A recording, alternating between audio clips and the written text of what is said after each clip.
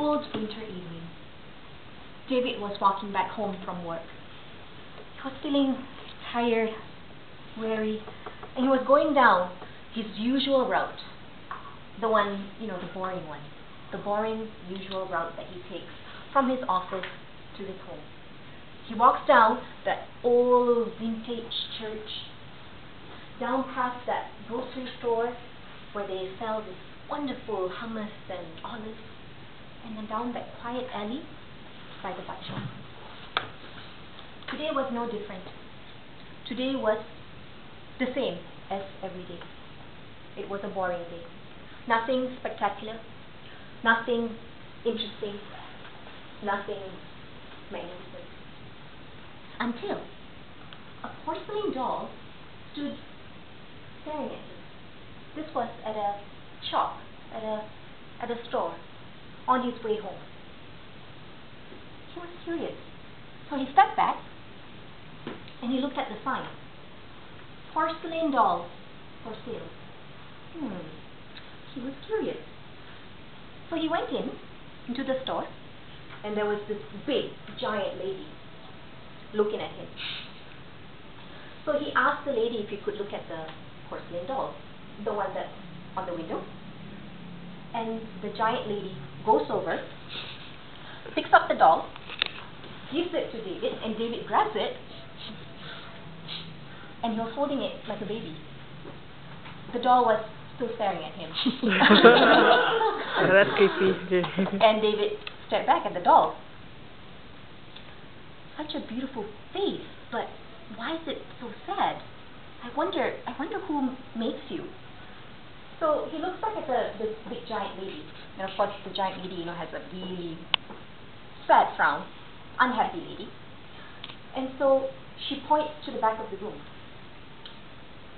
and David goes over. He can't really see what's behind there because it's dark and it's cold, and he's not sure what's behind there. But he walks over, and there are stairs that lead down to a basement. So he walks down the stairs very carefully, and only to be guided by this light bulb that sways left and right with the cold draft that was coming through the cracks in the wall. So he gets down to the basement of the floor, and he sees that there's a half-finished porcelain doll just lying on the table, with the porcelain doll's head pressed on the desk, on the table. And there was this lady who was beautiful. She had this long blonde hair, big blue eyes, rosy cheeks, and she was actually making this doll. She had a very sad expression, the same sad expression that, remember the doll that was upstairs? The same sad expression that doll had as well. The lady was frightened. Who are you? I'm David. David introduces himself. I'm Annabelle, the girl said.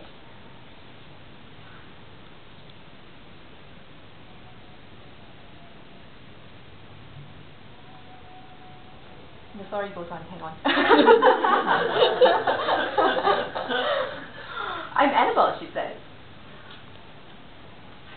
And she continues making the doll. Now, Annabelle tells the story to David that she started making these porcelain dolls because she had an injury to her leg. And the injury was she fell down a flight of stairs and broke her leg, and since then she was unable to walk.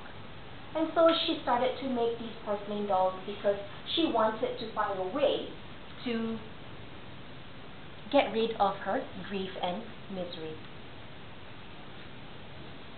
And so she started making these porcelain dolls out of the china bowls that she got from her auntie, the lady that was upstairs, the big giant lady. And she continued making these porcelain dolls. And all the dolls had sad expressions because she was unhappy inside. So David started to come and visit her every day. And he brought books. And he started to put more lights into the basement so that she could see more when she was making these porcelain dolls. And she started to become happier. And David could actually see it too, that Annabelle was actually becoming happier. And when she was happier, she was making beautiful porcelain dolls that had happy expressions.